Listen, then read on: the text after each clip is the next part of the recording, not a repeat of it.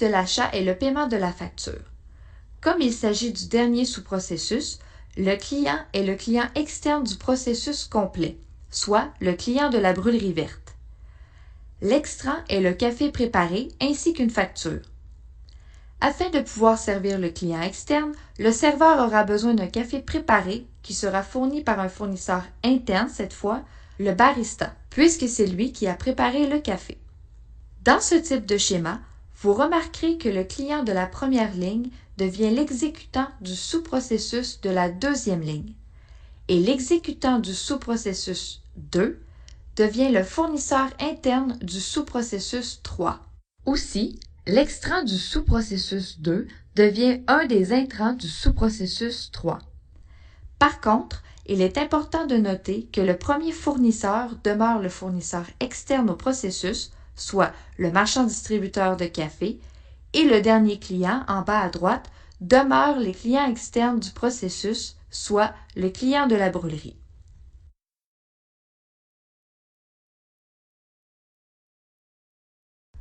Voici le diagramme tortue. Il s'agit d'une représentation bonifiée du FIPEC. On remarque que la description du processus est dans la case centrale et que toutes les informations du FIPEC se retrouvent autour. Reprenons les éléments déjà vus. Il y a à gauche les fournisseurs et les intrants, à droite les extrants et les clients, et au centre, le processus est décrit avec son début, ses activités et la fin du processus. Les éléments suivants sont ajoutés à ce diagramme. Les éléments utilisés, comment se mesure le succès, les processus de soutien en place et les personnes impliquées dans le processus et leur rôle. Cela bonifie le FIPEC pour compléter les informations nécessaires afin de bien comprendre le projet.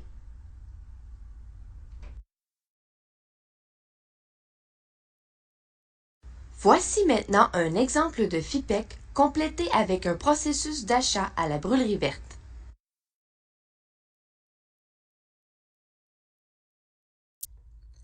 Voyons maintenant les parties prenantes. Les parties prenantes sont composées de tout acteur ou groupe d'acteurs directement ou indirectement impliqués ou concernés par le changement du processus. Par exemple, les gestionnaires de tout niveau, les employés des différents services et départements, les clients, les fournisseurs, le département des finances, les syndicats, etc.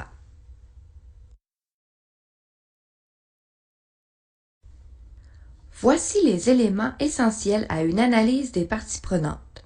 Tout d'abord, les enjeux et les objectifs de chaque acteur doivent être identifiés et ce, dès le début du projet. Une révision périodique est aussi recommandée parce que l'environnement est en constante évolution. Ensuite, les parties prenantes doivent être impliquées. En effet, c'est l'adhésion et la cohésion des parties prenantes qui permettra de faire ressortir des solutions innovantes, de faciliter la gestion du changement et d'assurer le succès et la pérennité des solutions et du projet d'amélioration.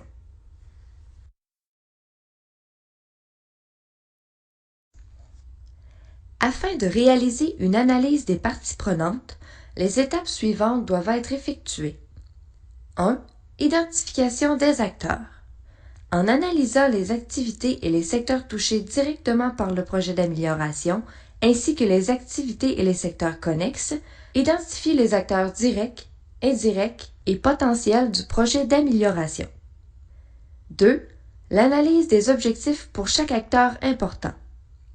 À cette étape, la situation actuelle est évaluée afin de faire ressortir les enjeux de chaque acteur.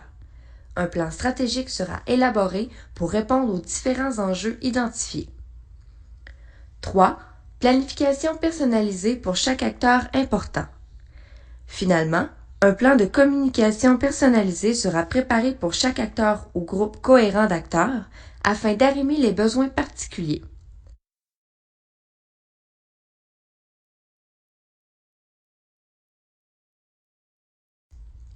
Le graphique que vous apercevez à l'écran représente les différents types de parties prenantes.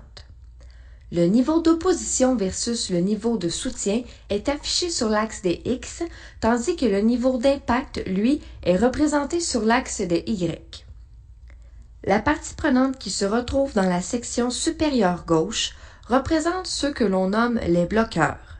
Ce sont des intervenants qui ont un grand impact décisionnel, mais qui sont en désaccord avec le projet d'amélioration. Ce sont donc des acteurs qui devront être satisfaits afin de permettre la réalisation du projet d'amélioration. La partie prenante qui se retrouve dans la section supérieure droite représente ceux que l'on nomme les piliers. Ce sont des intervenants qui ont un grand impact décisionnel et qui sont fortement en accord avec le projet d'amélioration. Ces acteurs sont des agents de changement positifs. Il sera utile de les engager afin qu'ils influencent positivement les autres parties prenantes. La partie prenante qui se retrouve dans la section inférieure gauche représente ceux que l'on nomme les critiques. Ce sont des intervenants qui ont peu d'impact décisionnel et qui sont en désaccord avec le projet d'amélioration. Ces acteurs, souvent réfractaires au projet d'amélioration, devront être informés afin de diminuer leur opposition. La partie prenante qui se retrouve dans la section inférieure droite représente ceux que l'on nomme le fan club. Ce sont des intervenants qui ont peu d'impact décisionnel, mais qui sont en accord avec le projet d'amélioration. Il sera utile de les impliquer dans le projet d'amélioration afin qu'ils agissent eux aussi comme des agents de changement positif.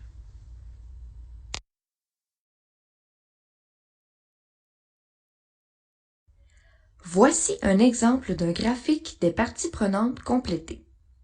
Dans cet exemple, il est question d'une implantation d'un nouveau logiciel de gestion des ressources humaines.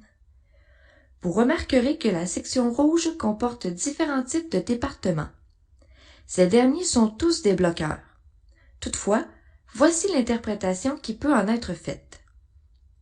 De par son emplacement, on comprend que le département des RH a moins d'impact que les départements des services financiers et des TI. Mais c'est aussi le département qui s'oppose le plus au projet. Le département des TI a un impact situé entre les départements des RH et des services financiers. Mais c'est aussi le département qui montre la moins grande opposition au projet. Finalement, le département des services financiers est celui ayant le plus d'impact sur le projet, mais qui montre une opposition située entre celle des départements des RH et des TI. Les flèches qui accompagnent les parties prenantes que nous venons de présenter signifient que des efforts devront être investis pour mobiliser ces acteurs afin qu'ils deviennent des acteurs de type pilier.